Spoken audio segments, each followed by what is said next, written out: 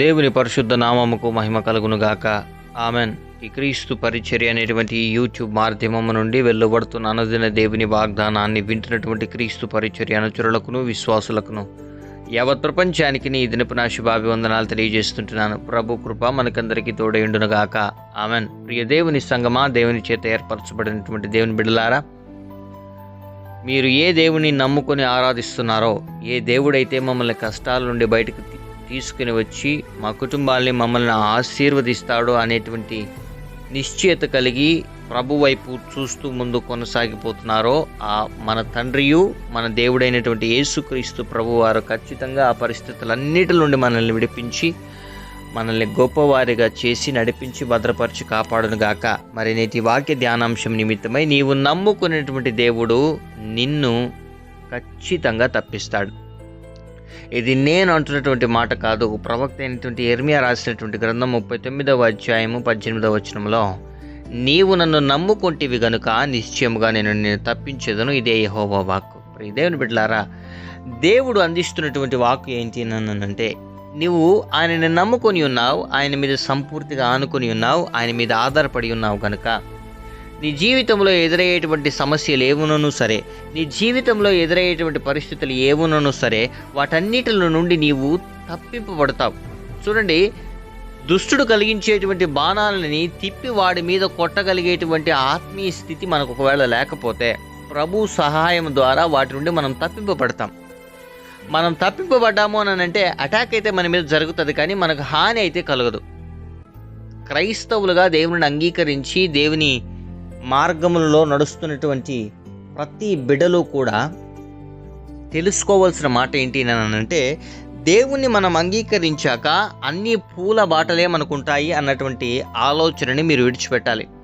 దేవుణ్ణి మనం సొంత రక్షకుడుగా అంగీకరించాక భయంకరమైనటువంటి ముళ్ళ బాటలు కూడా మన జీవితంలోకి దేవుడు అనుమతిస్తాడు. అంటే మనం వాటన్నిటిని తట్టుకొని నిలబడగలమా లేదా అనేటువంటి పరీక్ష అయి ఉండొచ్చు, లేదా నీ విశ్వాసానికి కలుగుతున్నటువంటి ఆ పరీక్షలు ఏవైతే ఉన్నాయో వాటిలో దేవుడు నీకు ఒక నేర్పరితనాన్ని చూపించడానికి, పరిస్థితులు ఈ రకంగా వస్తే ఎలా నువ్వు గట్టిగా తయారవ్వగలవు, ఏ రకంగా నువ్వు నిలబడగలవు రాబో భవిష్యత్ కాలాల్లో అని ప్రభు నీకు కొన్ని నేర్పించవచ్చు.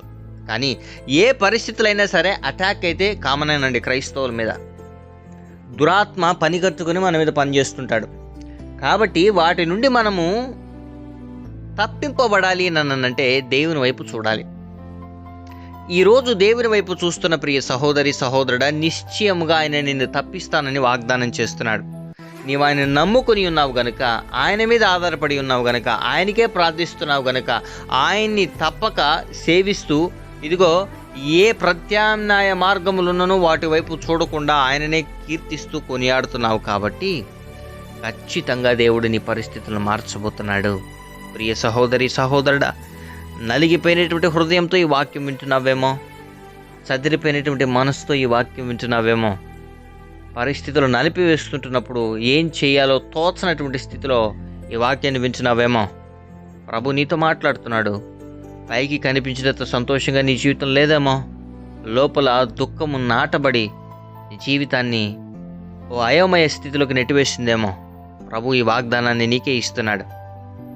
వృధాగా నీ డబ్బులు నువ్వు ఖర్చు పెట్టావు, వృధాగా నీ యవ్వన జీవితాన్ని ఖర్చు పెట్టావు. ఈ దినాన్ని ఏది నీకు సంతోషాన్ని సుఖాన్ని ఇవ్వలేదు. కానీ ఆయన నమ్ముకొని, ఆయన మీద ఆధారపడి ఆయన వైపు చూస్తున్నటువంటి ఆయన నీకు ఒక ఉపాయం అందించబోతున్నాడు. ఆ పరిస్థితుల నుంచి నేను విడిపించబోతున్నాడు, నేను గొప్ప చేయబోతున్నాడు.